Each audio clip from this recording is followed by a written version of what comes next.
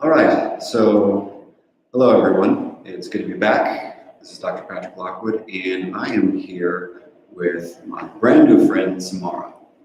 Hi.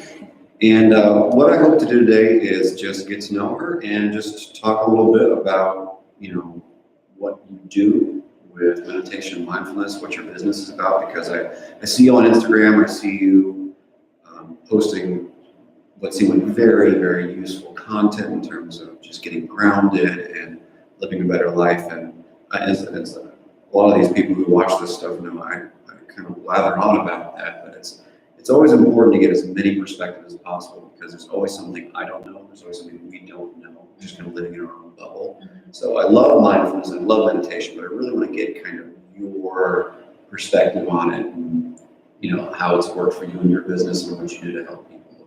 Sure. Yeah, I'm happy to do that. Should I be telling people to go into the live? You can. Why don't we do that? You can, yeah, totally. Yeah. What do you think? Yeah, I think that we should tell people to tune in, no? Totally, yeah, let's do it. I put a couple of posts up earlier, but you're welcome to as well. Right? Right.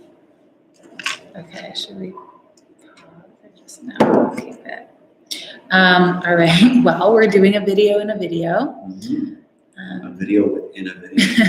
Hey, you guys, I'm here with Dr. Patrick Lockwood, and we are filming a Facebook Live all about mindfulness and meditation and how you can get involved. So you can swipe up to join. All right, what is our link that I can give people? I put it on my Facebook. I have no clue what the actual link is. We should get it because then people can join. Let's find out. Let's see what the link is.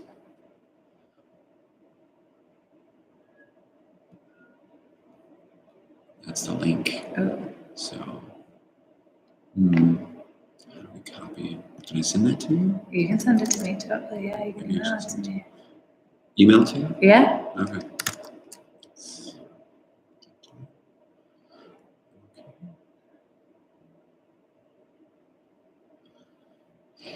Okay. It's my first video within a video. I've never done that. That's pretty cool. See, already something new, and we're only a couple minutes into it. I dig that. Okay, dokie. Let's respond to. Okay. See, that's the link. And send.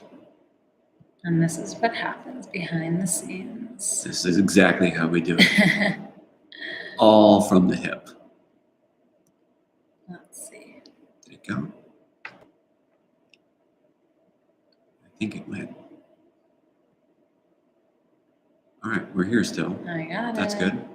Let's copy that. All right. Okay. So there's one person watching. That's good. Hi. Thanks for being patient with us. Yeah, totally. Let's see. Do you guys know how to copy paste when it's like a link? How does this work? I'm not good at this. It's like, oh no, see what it's doing? Maybe you have to hold down a little further, or like hold down firmly, and oh boy. Yeah. Close. Okay. This is fun. Okay, I think I have a plan. Maybe, let's see. Yes. Ooh, I think we got it. This is good. There we go. Oh.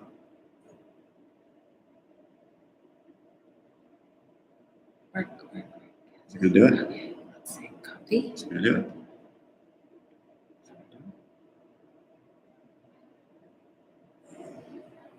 All right. Okay.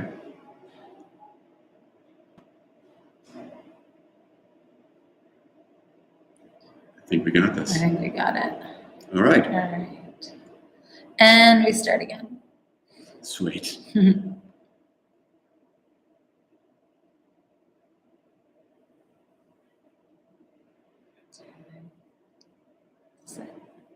think it's Dr. P. Lockwood. There we go. Sweet. All right. Technology. So, got that all settled. Sweet. So, yeah, I emailed you some basic questions, and my thing is, since I haven't really had a chance to get to know you, unlike some of my previous guests I've known for a little bit in more loose associations, just tell me, like, what exactly is it that you do, and then how did you get to this place? Sure. So I am a life coach, I'm a yoga teacher, and I also host a lot of different retreats. I focus mostly with A-type people who have kind of gotten what they want, and they reach a place where they're like, okay, I'm stuck and I'm feeling overwhelmed, and I know that things should feel different. I just don't know how to get there. Right on. And so, whether it's we need to shift a job or a relationship or a body image or finding that purpose or your spiritual practice, I believe that that is really the outcomes of shifting your foundation and shifting your mindset. And so I work with people mostly in a 6-month one-on-one program where we focus on shifting your mindset. And yeah, that's what I do in a coaching capacity is work with people creating shifts. Okay, so it's a 6-month program, and I've also seen you advertise retreats. What's that about? What are those about? Yeah. Separate or connected? Yeah, so I host a lot of different retreats as well where I started doing these one-day retreats where it's letting us take care of you for the day. So it's yoga and coaching and meditation and healthy food and just the idea of pressing that reset button. So I think when you're taking out of your everyday routine, Yeah. and so much can happen because you create space and freedom in your mind for different thoughts to come in. Of course. And you create an optimal situation where you're doing things that are good for your body. So you're moving it and you're having clean food. And I like to incorporate nature as a component and really stimulating conversation and honesty and community. And there's really major breakthroughs that can happen in the day-long retreats. And then I do a week-long retreat in Costa Rica every year. Wow. That one's coming up in February. Yeah, I saw that. Yeah, I'm really it's excited fun. for that one. That one's called Reset Week. So it's really about pressing that reset button.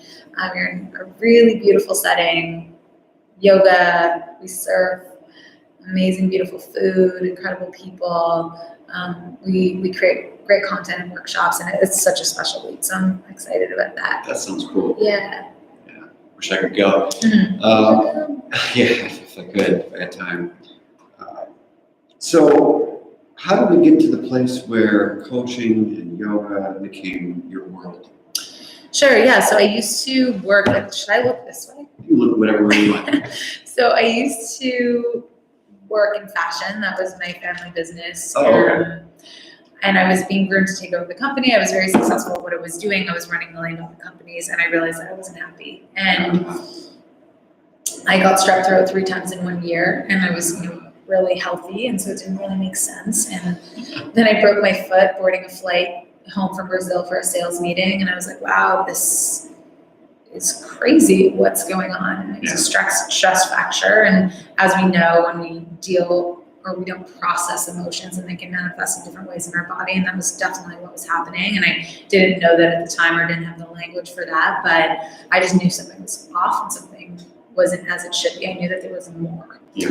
And I ended up enrolling in a yoga teacher training kind of by fluke. I had practiced yoga for about 10 years prior to that, but it was never more than just a workout. Okay. And I ended up in this yoga teacher training, and the first night I was there, everyone was talking about their emotions and getting really vulnerable and crying, and I was like, oh no, I signed up for yoga jail. This is crazy. What did I do?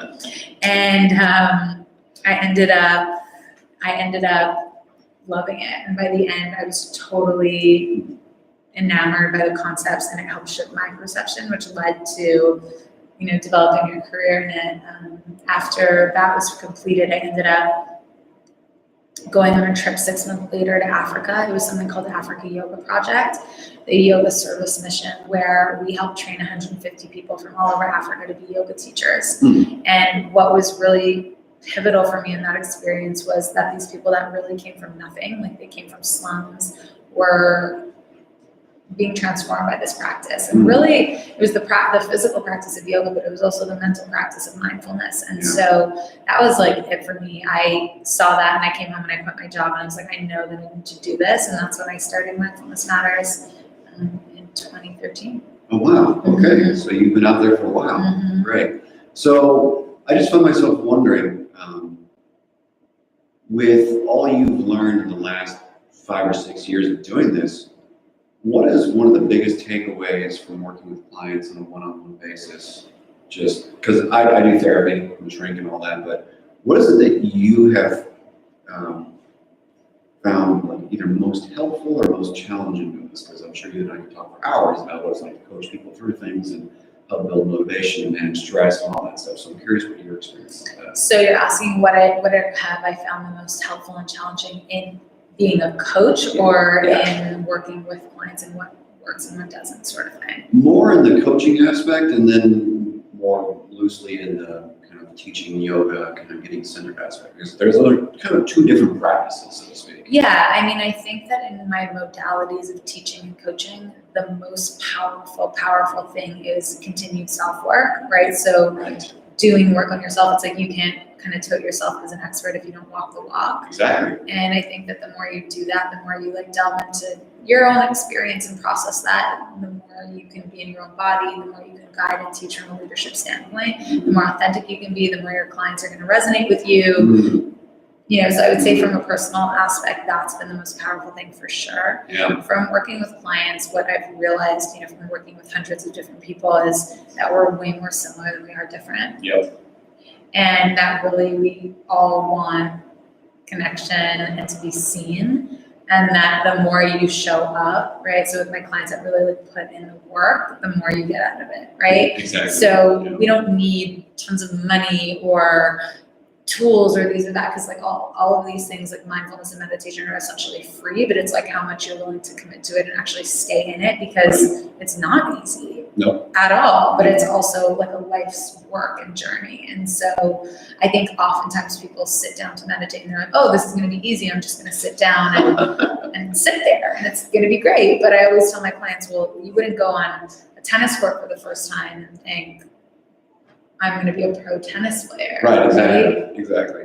And so it's understanding that this is all a process. And I think that the more we are able to learn that really about anything that we do, the easier, like the less we're going to struggle. Yeah, of course. Yeah, I would totally agree with you in the realm of kind of practicing what you preach. I know when I first started out in the coaching and therapy world, I didn't really know much. I had a very kind of hit and miss meditation practice myself. So I would find myself trying to recommend it to patients and, you know, just try to meditate with them. And although I could do it for a short period of time, I think I wasn't walking the walk enough to actually kind of have that leadership character, that quality of presence of mind to actually be grounded with them. So I can totally see what you're saying in terms of at that time I had no capacity to really be there with them and kind of represent what they could be in terms of being grounded, because I wasn't doing it myself. So it's really, really hard. I would totally agree to just be present and, let's say, allow people to be present with you if you yourself have none of that. And I know in grad school for me that was a huge problem. So stressed out all night. That's one of the reasons I found meditation too. So I'm with you there.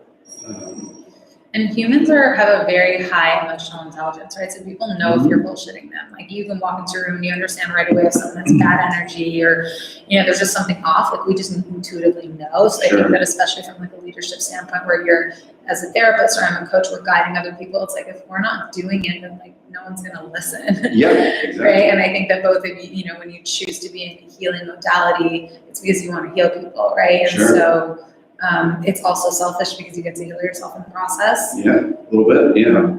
I think, you know, I've heard that before from a lot of people in my profession and a lot of my colleagues who are in kind of different forms of the helping professions where it feels sort of selfish. One of the things that I've figured out in my life is I don't feel as selfish anymore. And I'm still in it, you know, very early on in things, but I've tried to just be accepting the fact that what I'm doing is not only good for me, but good for the person with me, but it's really just a relationship. So there's nothing selfish in that way, in the sense that we're just trying to be here with each other and we're both mutually benefiting. So it's like there's a 50-50 experience. There's no really one person winning. So when I hear selfish, and I used to feel very, very selfish whenever I would like see a client for X amount of dollars or whatever. It's really about what are we both mutually getting out of this experience, right? Because I think we both gain a whole lot if we're both really into the experience. We're both really trying. And I think I felt less and less selfish the more I was open to just trying to relate to people and less interested in the formality of things. You know, my old therapy style was very kind of rigid. We have to accomplish this goal, we have to do this thing. But the more I'm just kind of relaxed and just trying to relate to people, I don't really get that neurotic sense of, am I doing the right thing? Am I being selfish? Is it too much of me? Is it too much of them? It's just, I just want to be here. Flow. Right, just flow with people, and it seems like that works better. I don't know about you, but I've had just so many better outcomes. Oh, I agree with that 100%. So yeah, it's a really, because we are so emotionally intuitive, and if we're lucky, very self-reflective too, that can make you more neurotic about your experience, which is a huge problem if you're not meditating, for sure, because then you just kind of get lost inward. And that's not really the purpose of meditation, right? It's not to get lost inside, it's to be free, right? So, yeah, it's cool stuff. Yeah, there's definitely discernment there, right? So it's the idea of, you know, like you said, okay, if we're doing the introspective work, how does that then relate to like the outside world or the rest of our life? It's not just to like nitpick it or go apart and be like, oh, I'm self-reflective, so I'm gonna understand everything about myself and drive myself crazy. But rather say, well, I'm self-reflective, which is gonna help me in my relationships and help me in my practice and help me in my contact that I have with others and the relationship that I have myself, which is also about being kind and gentle with yourself and allowing yourself to feel whatever's coming up. How has that been for you with your clients? Have you noticed a struggle with self-compassion? Because I certainly have with mine. Definitely. Yeah, and I think that's a result of the society that we are a part of, right? It's like, just do it, work 80-hour work weeks, everything has to be perfect. And it's like, no, that's actually like really not true at all. And it's unrealistic, right? And that's where like depression and anxiety and comparison and all these things come in. And I think, you know, we're in this age of connectivity, which allows us to connect into a ton of incredible people from all over the world, but it also disconnects us because we kind of spiral out thinking that things are one way when they're really not. Right. And so I think that compassion is absolutely a practice that we need to remind ourselves of continuously. Yeah, I would agree. Yeah, it's definitely a big challenge with technology. I've seen that a lot in my practice and in my personal life from time to time, because it's almost as if our phones and our computers and all this stuff, they have become so integral to just function, to just basically function nowadays. Like, you drive with your phone through, you know, maps and all that, and Uber and what have you. And you get food from your phone. Everything has basically come from technology nowadays, and it's astounding, because I remember when I was younger, we didn't have any of this. When I was a kid, didn't even have a phone, none of this existed. And over the course of my young adult life, all of a sudden, everything that was just person to person, going to hang out at a coffee shop somewhere, going to go on a hike with someone, is now something that you do by like looking at pictures on Instagram.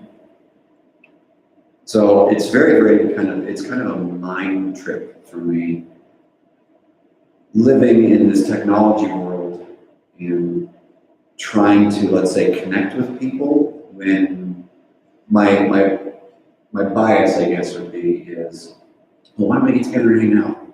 Whereas most people are like, well, just let me know what you've been doing and send me a text message, and it'll be kind of like a week or a month before I see you, as opposed to like, you know, can't wait to hang out with you again this weekend. It's been fun. Let's go on a hike, all that kind of stuff. It's like, no, I have enough of an understanding of your life because I've seen your Instagram for the last week. So I'll hang out with you in a couple of weeks. It's true. I never thought about it that way. Yeah, I mean, that's been my experience. Another thing is, I think it just hijacks us. So I wrote a book called The Fear Problem, and one of the things from my neuroscience kind of reading of things is these technology, I call them traps, they kind of fool us, like you said. They fool us into thinking we're connected. And it's actually very deeply kind of primitively or primally hijacking in the sense that if we feel connected or we think we're feeling connected, we also are expecting kind of in a very unconscious way that there should be some deep reciprocity. And there's really no reciprocity through Instagram or Facebook or whatever. Like, if someone likes your photo, that's being interpreted with the same clarity as you and I are having a good time or hugging each other or something, which is so not true. So our brain is getting a mixed signal from social media, and it's actually causing us to be more stressed out because we're getting half of the relationship with people, and we're designed to get all of it at once. So I think it's a big deal. I don't know how much you deal with this with your clients, but with mine, I really try and help them back off of their like media-based connections and just deepen and broaden their in the here and now connections. What's that like for you? Yeah, I mean, I would say the same thing. I think that we're tethered to our phones, or it can be like a fifth limb. And so just recognizing that it's actually an addiction. I'm totally guilty of it. Like, ooh, checking my screen, checking my emails, that kind of stuff. And it happens on autopilot, right? So it's talking about neurochemistry. It's similar to negative thought patterns that happen on autopilot. And it's like, oh, just check our phone, we check our phone. We get that hit of dopamine when we have the message or the like or the comment or whatever it is. And so I agree with you. It's just noticing. I think a big part of what I do with my clients is awareness, because I think that that's really half the battle, is like noticing that it's a thing, right? And that it goes from unconscious to being conscious. And when it goes from unconscious to being conscious, you can start to shift it. And so, digital detox would be really important to check out. Yeah. Just kind of recognizing that, we're humans that need physical connection, in-person connection. We need touch, all of those things. So encouraging people to really do that is something that we talk about, because I find that because we have these devices that we're able to hide behind, and we hide behind screens, and when people are in person, they're hiding still, right? Like they're hiding behind like their own masks. Yeah. You're like, so that's kind of the work we'll do, is like, where are you not truly being who you are, or really exposing your truth? Yeah. Yeah, It's a scary thing. It really is. I think partly because of culture and partly because of just a lot of the uncertainty in the world nowadays. I think people are having a harder and harder time being vulnerable. I'll speak for just the practice that I'm at. Some of the simplest vulnerability kind of exercises, so to speak, like maintaining consistent eye contact for, let's say, more than 30 seconds at a time. That's very, very difficult for like the vast majority of my patients. I don't know if you see this with your clients too, but it's a very weird thing, because there's all sorts of intimacy here. Even if it's not spoken, even if it's not anything, let's say, emotionally extremely deep, it's still deep enough to go, this person understands me and they feel me. So whatever my insecurities, whatever my flaws, whatever my mask is not being able to hide very well, that's right here. So what's that been like for you, just out of curiosity? About maintaining eye contact with people, or that just connection, vulnerability in that. Yeah, so I think vulnerability, like anything else, is a practice. And I think that we get used to, like, I always think that if something feels scary, run towards it. So it's true, right? Because that's how we grow, right? It's easy to stay in our comfort zone, because that's why it's a comfort zone, it's comfortable, right? And so to me, if something feels scary, like vulnerability or, compassion or whatever that feels like, is a great, that's information that there's work that needs to be done there, right? So when I work with clients, it's really about training them to like listen to those signals. And that's why I talk about it from a foundational perspective, because it's like we're always evolving, we're always growing, and things are always changing. But if you learn to like sharpen your listening tools, then everywhere you go, there you are. Then you're with yourself wherever you go. So you have that toolkit or that attunement to be able to like hear those triggers and act as a result. So if vulnerability is the so-called trigger or the challenging experience, it's like, great, that's exciting. We get to do some work there, right? And if it feels scary, then do it. And then the next time you do it, it will feel a little bit less scary. And then, so it's looking at things almost like a science experiment and having a bit of detachment towards it. And Right. I think that that's really truly when growth can happen, is when we kind of detach ourselves a little bit from our emotions and don't make it mean so much like, oh my God, I told this person I love them, or I told my friend that, that really hurt me when they did that. And the more practice you get at doing that, the easier it becomes, to the point where like you get into those situations not less, but you're just who you are more. Yes. Because vulnerability becomes a practice that you engage with normally, as opposed to being the exception. Right. So I think that that's something that we work on in a major way, and that's really scary, like a lot of the times, and that's why it's practice, and it's something that I've committed to practicing in my life on a daily basis. And I really committed to it when I broke up with my ex about 2.5 years ago, and I was like, I'm going to make vulnerability a really big focus of my life, because I felt like our relationship ended and there was so much that had been unsaid prior to the breakup. And I was like, how can you be with someone 1 minute and love them, and the next minute you're not together? And that just felt really disconnected to me. So it felt like either I wasn't speaking my truth or he wasn't speaking my truth. And I kind of vowed that I don't want to be in that kind of situation anymore, because it doesn't feel good. Exactly. And so being vulnerable doesn't mean that bad things aren't going to happen or that people don't fall out of love, but you kind of like feel clear that you're expressing exactly how you feel, and then you kind of demand that from the other people around you, because you're the sum of the 5 people you spend the most time with. And it also creates a ripple effect, because I know for me, I have like a zero bullshit tolerance, because like I am truly who I am. I don't want to be around fake people. I don't want to be around people who are wearing masks. Yeah. And like that just kind of naturally happens as a result of like owning your shit, It does. It's so true. There's a couple of things that just resonated with me so strongly. The no bullshit thing. Everyone who works with me knows that they can kind of just feel that from me. The other thing is, you said science experiments, and I love that so much, because that's literally what I tell my patients. It's like, okay, I know we're looking at doing something really, really big, totally different than what you've ever done, which is like people. Why don't we just try an experiment? And because I'm a nerd, that's the first place my mind has always gone for the last like 4 years. Yeah. So when you said that, I was like, yes, this is my people. Because that's the best way to operate. It's a short-term, limited, controlled thing, so we don't feel too overwhelmed. Love it. Yeah, it's like, let's take this like crazy pressure of like emotions out of it. And to me, that's like exactly what the practice of mindfulness is. Sure. I call it, like, people always ask me like, how do you define mindfulness? And I call it the space between, right? So it's the space between our thoughts and our emotions. And like, often when we're responding, like when we're reacting. So if we have a knee-jerk reaction to something, like something happens and you get mad or you get sad, that's just that automatic response. But it's like, is that really making you mad, or is that really making you sad, or is there a different way that you can respond to the situation that's not on autopilot or that automatic reaction? And that's what mindfulness is that space between, right? And so it's that same idea of like vulnerability. When that person said something, how did it make you feel and why? And like, can you kind of process that before responding, as opposed to saying, oh, that person made me feel unwanted, I'm just going to never return their call, right?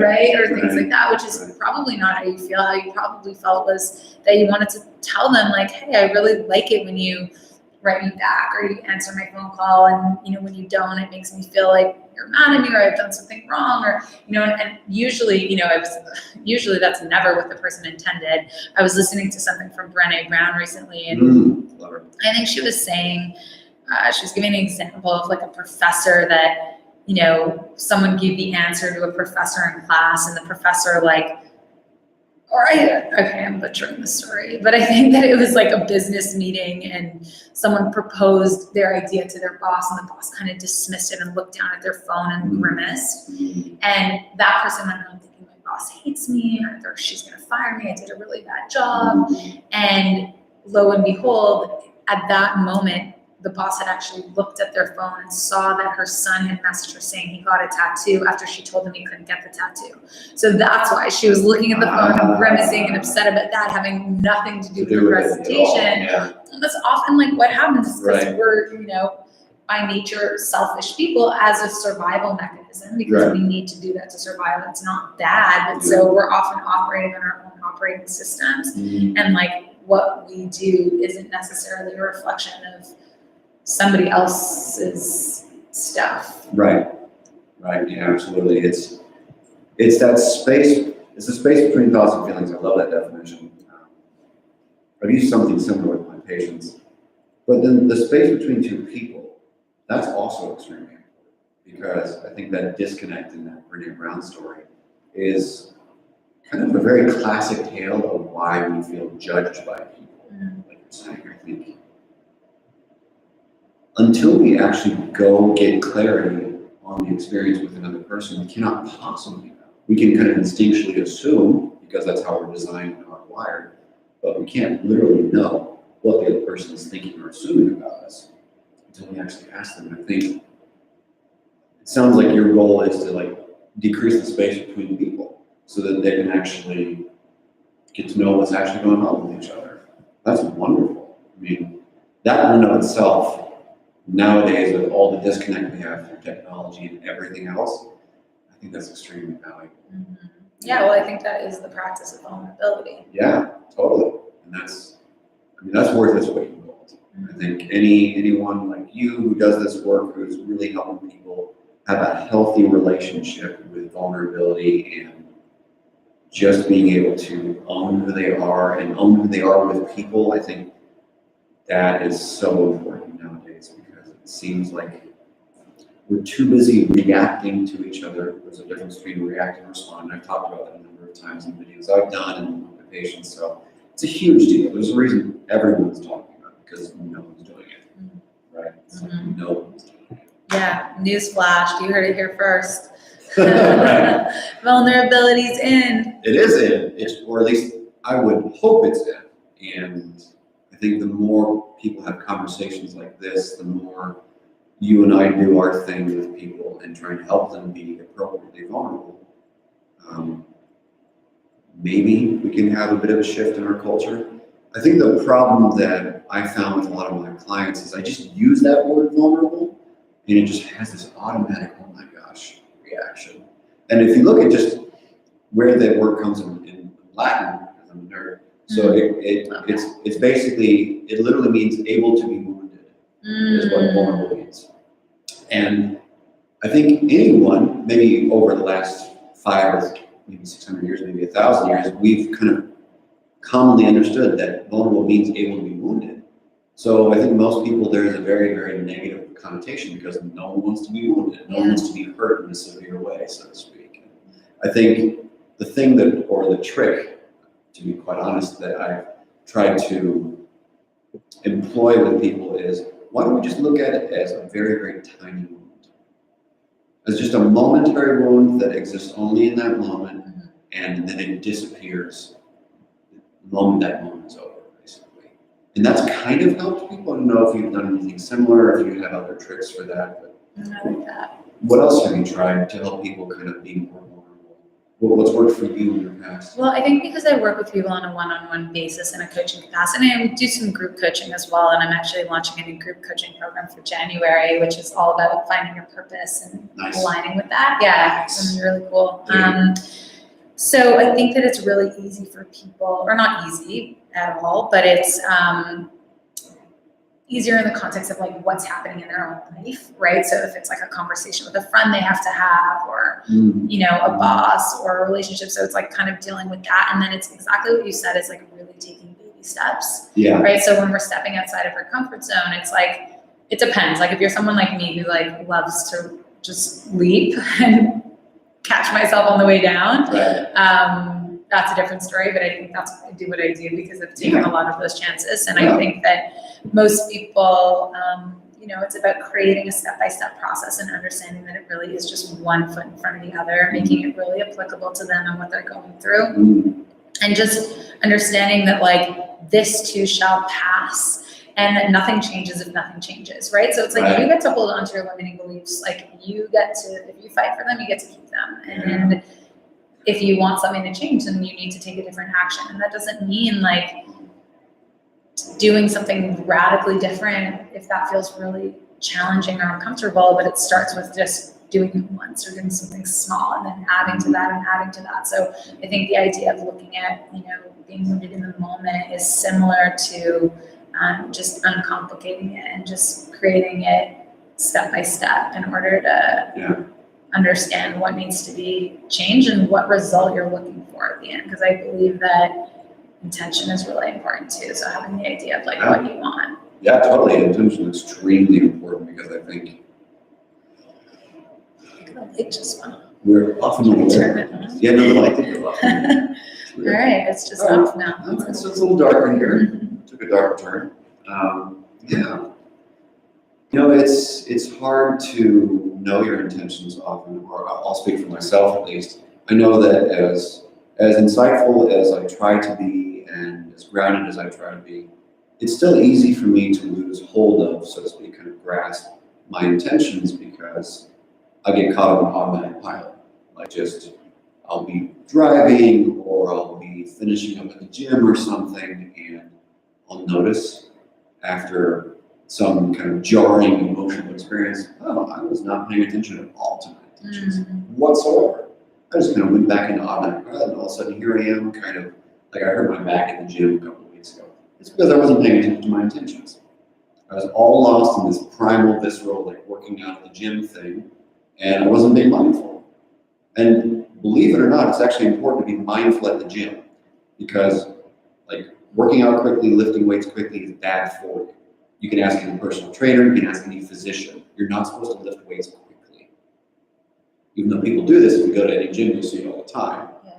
But you're actually supposed to lift weights slowly and mindfully. And I wasn't being mindful, so I really screwed up my back. I felt like a crippled person all day long because of that, And I wasn't being mindful, so it had an automatic consequence.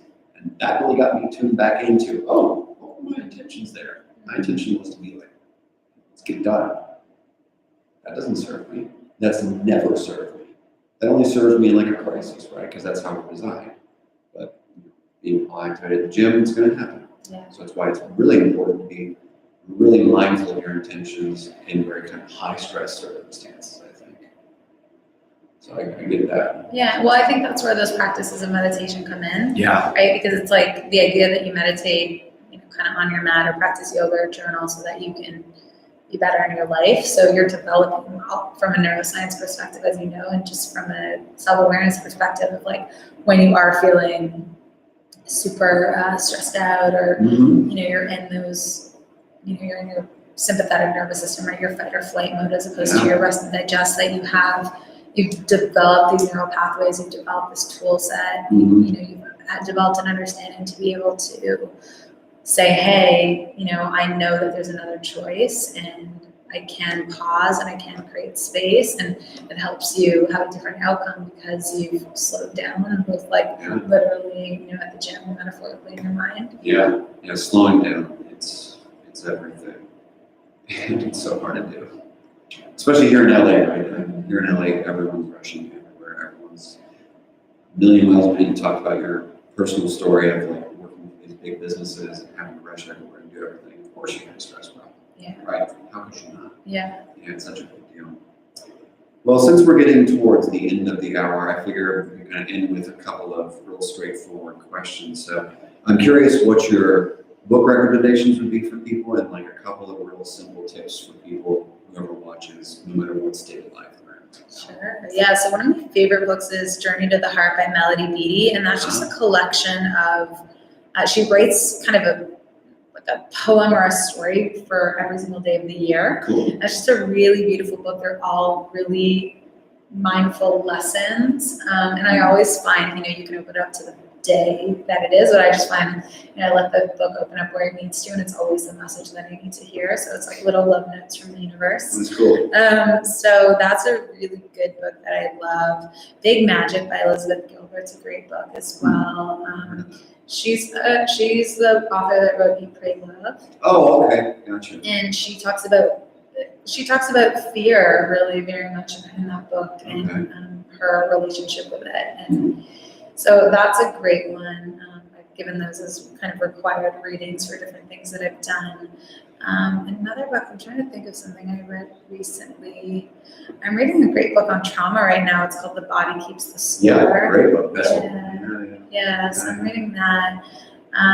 Another book that I love is called Anatomy of the Spirit. And it's just kind of talking about like intuitive, like also how we hold so many emotions in our body. And it's about this woman, Caroline Myss, is a medical intuitive. So that's really awesome. Another really great book that I love is 10% Happier by Dan Harris. Okay. Yeah. He's a NBC news journalist, and he, experienced PTSD and was in a super high stress job, and he adopted mindfulness and meditation as a practice, and it just talks about his experience. And I really like his narrative on it, so that's a good one too. I'll check that one out. Yeah. I've not heard that. Okay. Cool. And what, let's say, simple kind of practical things do you think would be useful for just anyone? In terms of just being grounded, being vulnerable, trying something new, taking a leap, since you seem to have an expertise in leaping. So, like, what would you recommend? Just real simple things. Well, I would say, like, get really clear on what makes you happy. Like, ask yourself those questions, and I like to call them your non-negotiables. And those things that, like, you love to do, right? So for me, it's moving my body, it's putting clean food in my body, it's being outside in nature, it's connecting with friends and family, it's learning new things. So like those are things that like are really, really important to me in my life. Sure. And if I'm not doing them, then I'm unhappy. Right. And so it's like kind of a really, like, I'm a big fan of uncomplicating things. So it's kind of it's my blueprint, right? And so if I go a week without working out and then I start to feel low energy or negative or not like myself, I understand, hey, wait a minute. I wasn't doing something that makes me happy and that makes me feel my best self. I need to add a little bit more of that in. Right. Or, a month goes by, I live away from my family. They live in Canada, and let's say, a month would never go by without me speaking to them, but let's say, a while went by without me connecting with them. I understand, well, hey, this is like an important tenet for me in my life. Yeah. I need to pick up the phone, or I need to go for a visit, right? And so it kind of just gives you a little bit of an understanding. And, some people may be wondering, well, how do you figure out what those things are? And it's through the introspective practices of meditation, of journaling, of getting in your body. Like, I'm a huge proponent of exercise. Oh, yeah. It's connecting with like-minded people. Yeah. So kind of just, drinking lots of water, getting a ton of sleep. So staying consistent with all those things, I think, will optimize you for whatever it is that you're trying to achieve. Absolutely. Consistency is key for any health or wellness habit, for sure. And it's, again, I think because of the schedule of life and the pace of life, it's very, very difficult for many, many people to do, because we are prioritizing money and status over being okay, which is just not how we're designed, evolutionarily speaking. So, yeah, a lot of work for both of us to do, it sounds like. Well, now it's shameless plug time. So tell everyone, how to contact you, how to get a hold of you, where to find you, upcoming stuff that you're going to do. Sure. Yeah. Well, I love building my community and my tribe. So if anything that I said today resonated with anyone, I would love to hear from you. That's kind of one of my favorite things. And, I always say I'm touted as an expert because I may just be 5 years down the line than you were, but I was where you were at one point, and I feel a really strong responsibility to do what I do because I've figured some of these things out, but it's a constant journey and a constant work in progress, but that's the exciting part because we're always evolving and growing. And so you can follow me on Instagram. I'm at Mindfulness Matters. I send out a weekly newsletter, so you can sign up for that via my website, which is mindfulnessmatters.ca. And then, like I mentioned, I have a one-on-one coaching program where I work with, selective groups of people, people who are feeling stuck. A lot of people going through, it can be, a job change, a relationship, something related to body, finding a purpose, but it really comes down to feeling stuck and confused and overwhelmed, and we help transition you out of that and into clarity and fulfillment. So if you're feeling the tug towards that, it's been such an incredible practice and journey of the people that I've worked with who've really changed their life as a result of it. So that's my favorite part of it. And I'm launching a new program in January called Align that is all about aligning with what your life's purpose is and how you can execute on those goals, because it's the idea of like understanding where you want to go so that you can get there effectively and feel really good about it. And then I have a one-day retreat coming up here in LA on January 27th, which is called Sanctuary, and it's going to be really special if you are in the LA area or feel like traveling. And then Costa Rica, which is February 16th to the 23rd. And it's just a really special week, like I said, a reset week. And yeah, you can always sign up for a call with me or any of that stuff. But like I said, I'd love to hear from you guys if something that we chatted about today resonated with you. And yeah. Right on. I really appreciate you coming out, and I hope that if there's anything I can do that supports your work, I would love to do that. Thank you. I appreciate that. Of course. Well, I think that'll do it for today. And again, if anyone has any questions about anything we've said here, feel free to contact either of us. And definitely, if you're looking for clarity on anything or looking to get more grounded, it sounds like this is definitely the best resource for you, for sure. So have a good day, and I'll see you again in about a month.